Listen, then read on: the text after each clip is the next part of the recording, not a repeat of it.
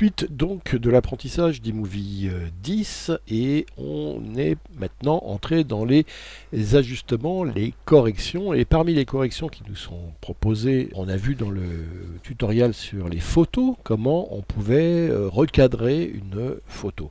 On peut aussi recadrer une vidéo. Alors hop, ça se joue ici, dans la fenêtre ajustée bien sûr, et on va sur l'icône ici qui est l'icône de recadrage ici. Et alors, adapter, ça sert à rien, ça c'était vraiment pour les photos. Et puis le recadrage, voilà, il est bon, ce cadre me plaît, mais si j'ai envie, moi, de cadrer plus précisément ici sur cet endroit-là de la vidéo, je fais ça. Hop, je tape cliquer, et pourquoi pas, j'ai recadré là.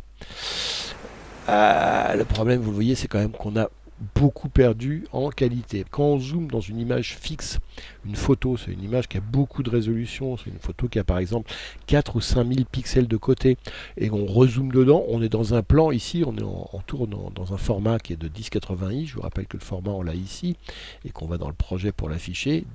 Là, on est en 720p sur ce projet-là. Hein, ça veut dire qu'on a une définition qui est de 720 en vertical et à peu près presque le double, on va dire, donc 1400 points en horizontal. Donc vous voyez, quand je zoome dedans, je zoome dans ma vidéo et là je perds des points. Vous voyez ici, donc en zoomant, j'ai plus ma résolution d'origine. Hein. On peut se permettre de zoomer énormément dans une photo, on ne peut pas ici se le permettre dans une vidéo, parce que n'oublions pas ici qu'on est à 1400 pixels, donc voilà, on peut zoomer mais un petit peu. Donc je peux me permettre de recadrer ici, mais un petit peu. Voilà, je peux éliminer un petit point qui me gêne dans l'image, par exemple ici, on va chercher un plan qui s'y prête, mais par exemple dans ce plan-là, je voudrais enlever par exemple ici, voilà, disons le bord de ce tableau qui me plaît pas trop, donc je vais faire recadrer, et vous voyez, je vais zoomer jusqu'à ce que le tableau ne soit plus là. Comme ça, voilà, j'élimine le cadre et je recadre comme ça ici, voilà, un petit peu, même un peu moins comme ça. Donc ça, on peut se permettre de le faire, hein. Et hop, j'appuie sur, on voit pas trop la différence de qualité. Mais par contre, vous voyez, on peut pas zoomer complètement dans une image, on est lié à la définition de cette image. Donc, emploi modéré de la fonction ajustée. Pour revenir au point de départ, ici, si je voulais annuler ici ma correction, regardez, hop, ici, je suis dans ma correction, si je veux l'annuler, je fais ici, hop, et je reviens au point de départ. Si je voulais la valider, j'aurais cliqué ici. Si je veux l'annuler, je tape ici. Ça, c'est pas nouveau. Alors, on pourra aussi faire du Ken Burns. Vous vous rappelez ici le Ken Burns. On faisait sur les photos, c'est-à-dire qu'on a un cadre de départ et un cadre d'arrivée. On fait un mouvement dans l'image comme ça. Pourquoi pas, on peut le faire tant que c'est léger, encore une fois. Voilà, là par exemple, je fais un petit zoom, hop, comme ça. Pourquoi pas, hein, du moment que on perd pas trop de définition, qu'on zoome pas trop dans l'image. Maintenant, on va voir une autre fonction qui, pour le coup, est très intéressante dans iMovie, c'est la stabilisation. Vous voyez ce plan, ça bouge un petit peu. On voit que la caméra n'est pas posée sur un trépied.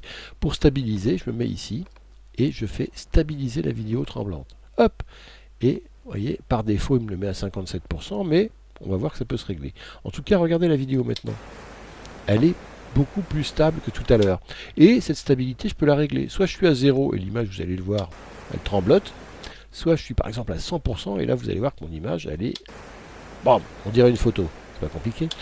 Et regardez entre les deux, 0 et 100%, j'ai un zoom. Ça veut dire que plus on stabilise et plus l'image est tremblante, plus il va falloir zoomer pour la stabiliser. Donc là, je vais me mettre à peu près au milieu. J'ai une image qui bouge encore un peu, mais c'est pas très grave, vous voyez.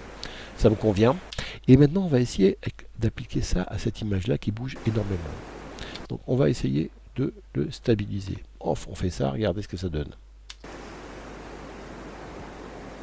Voilà, je suis à 33%, donc j'ai encore un petit mouvement de caméra, mais le mouvement est à peu près fluide par rapport à ce qu'il était à 0. Regardez ici, là c'est... Oh là là, on ne sait plus où on est. Là, à 33%, on va dire qu'on est dans un mouvement de caméra, mais fluide. Parce qu'il faut quand même garder un peu d'image. Si je pousse la stabilisation à 100%, regardez, je suis obligé de zoomer énormément dans l'image. Regardez le avant-après. Pas de stabilisation, stabilisation. Parce qu'en fait, voilà, il prend compte de tous les tremblements. Et là, pour le coup, ça me stabilise complètement l'image. Mais j'ai une image qui a été complètement zoomée. Voilà. Donc c'est à vous de trouver le compromis entre les deux. Moi, sur ce plan-là, comme de toute façon, ça bouge trop pour qu'on puisse le... J'en mettrai quand même beaucoup de stabilisation. Je crois que je mettrai quasiment à 100% sur ce plan-là. Moins sur le plan d'avant. Sur celui-là, c'est vrai qu'il n'est pas obligé d'être à 100%. Je pense qu'à 40%, par exemple ici, ça suffit largement. On a un tout petit mouvement, mais qui n'est pas désagréable du tout. Voilà comment on stabilise, et vous noterez que c'est quand même très très efficace. Il y a une autre fonction ici, c'est de corriger l'obturateur roulant. Alors ça, c'est fait pour les images qui sont filmées avec des caméras DSLR, qui ont des capteurs de technologie CMOS. Et ces capteurs, lorsqu'on a un mouvement de gauche à droite, un panoramique de l'image, parce que j'en ai pas ici, mais de toute façon moi je tourne pas avec ce type de caméra, donc je peux pas trop vous l'illustrer. Mais si vous avez un mouvement de gauche à droite ou de haut en bas, des fois vos verticales se transforment en diagonale. Voilà, la verticale est plus verticale, et voilà, on peut corriger cet effet-là, qui est un effet qui vient de l'obturateur roulant des capteurs CMOS, en cliquant là-dessus, et là on a plusieurs corrections. Donc, vous voyez, je sélectionne un plan, j'applique la correction. J'ai plusieurs manières de l'appliquer, moyen, faible, élevé, très élevé. Voilà, on corrige. Pour le coup ici, comme de toute façon on n'a pas de mouvement de caméra et que de toute façon c'est pas un CMOS, ça joue pas sur grand chose. Mais voilà, sachez qu'il existe ça si vous avez, vous, un DSLR ou une caméra équipée de cette technologie CMOS. Une fois qu'on a vu les améliorations images, on va voir les améliorations son ici en passant sur la petite icône de haut-parleur.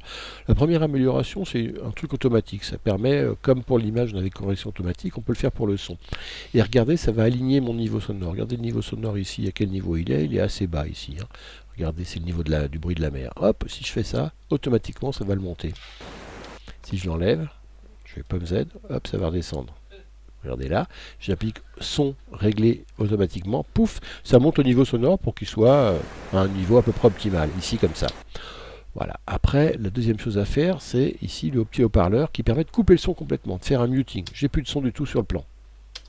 Le troisième réglage, je peux l'enlever en recliquant dessus, le troisième réglage, c'est le niveau manuel. C'est comme la barre, vous vous souvenez qu'on pouvait ici, avec la barre blanche, soit baisser le son, soit le monter.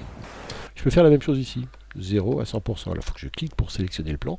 Et là, vous voyez, je monte le niveau et là, je le descends. Hein, et voilà, je règle mon niveau entre les deux. Regardez en bas, quand je monte et que je descends, voilà, ça règle mon niveau manuellement comme ça. Alors vous voyez, on a ici un projet avec une interview ici de Jenny qu'on a déjà vu dans des tutoriaux précédents.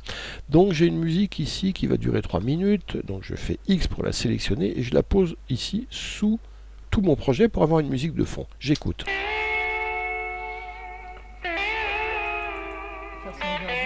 Vous voyez, le problème, c'est que la musique, là, elle couvre un petit peu la voix de Jenny qu'on n'entend plus derrière.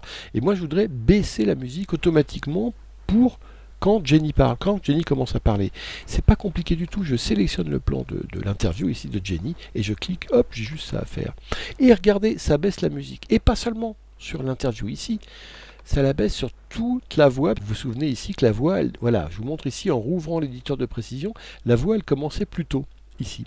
Et bien automatiquement, regardez la musique, c'est baissé depuis le début de l'interview. Écoutez ici. Faire son jardin, il est hors de question pour moi que ce soit voyez un jardin. Donc c'est merveilleux, c'est que le logiciel se souvient que le son démarrait là. Et vous voyez, la coupe de musique, elle s'est faite automatiquement ici, sur toute la longueur pendant laquelle Jenny parle. Et ensuite, à la fin, vous allez voir, ça va redémarrer. Voilà, la musique redémarre derrière. Alors on peut ajuster le niveau, parce que là c'est un peu fort ici, comme ça, un peu moins fort, voilà, comme ça. Mais regardez. Je pense que suite à ça, on a vraiment le meilleur goût possible.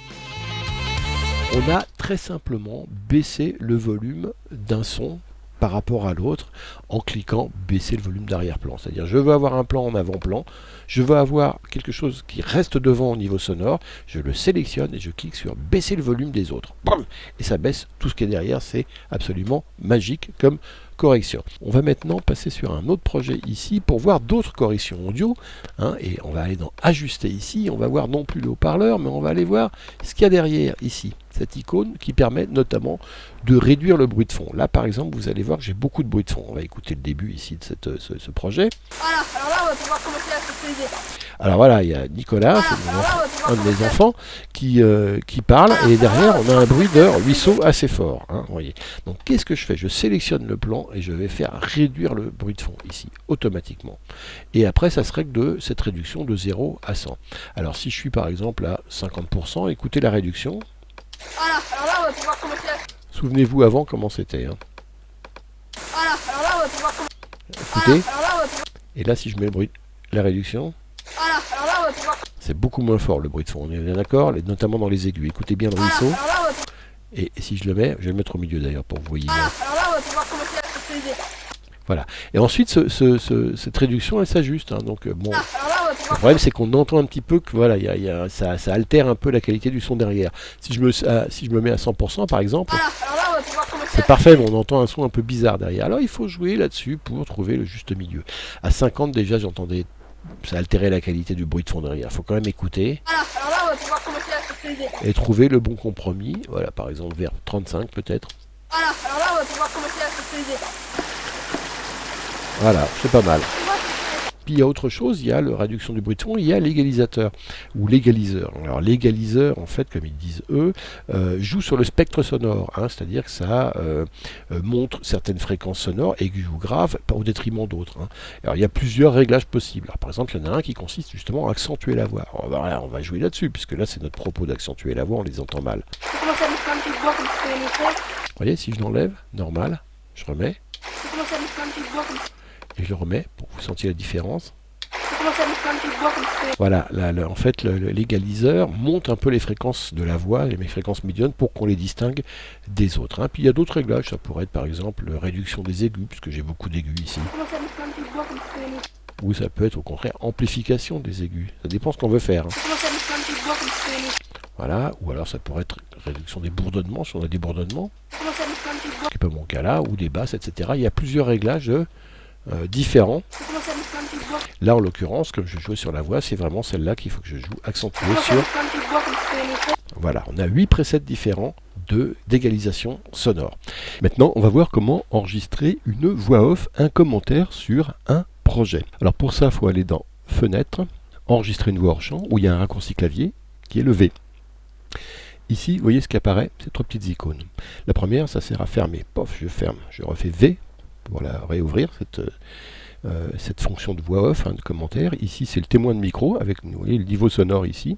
Et là, c'est les réglages du micro. Alors, je clique dessus, vous voyez, je choisis mon micro ici. Hein, j'en ai plusieurs, mais là, en l'occurrence, c'est celui-là qui est actif.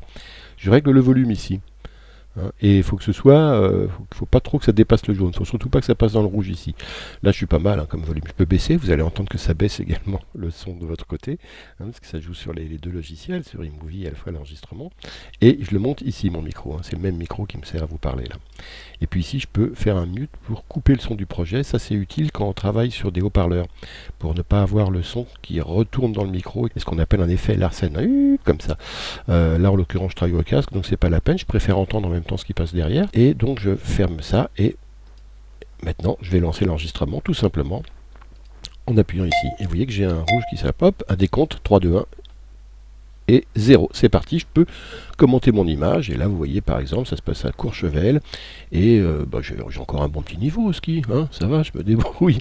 Et là, vous voyez, c'est mon ami Tanguy qui me filmait, qui vient de me rejoindre. Alors, vous voyez, il a une GoPro fixée sur son casque. Je ne sais pas si on la voit sur l'ombre. La GoPro, on la voit en haut du casque qui dépasse un petit peu. Voilà, j'arrête ici. Alors, pour arrêter, je clique sur l'icône ici ou sur la barre espace. Et vous voyez, j'ai une voix off d'enregistrer et collée, connectée directement à mon projet. On va l'écouter. Et 0, c'est parti, je peux commenter mon image, et là vous voyez par exemple, ça se passe. Voilà, c'est tout pour aujourd'hui, merci et à bientôt.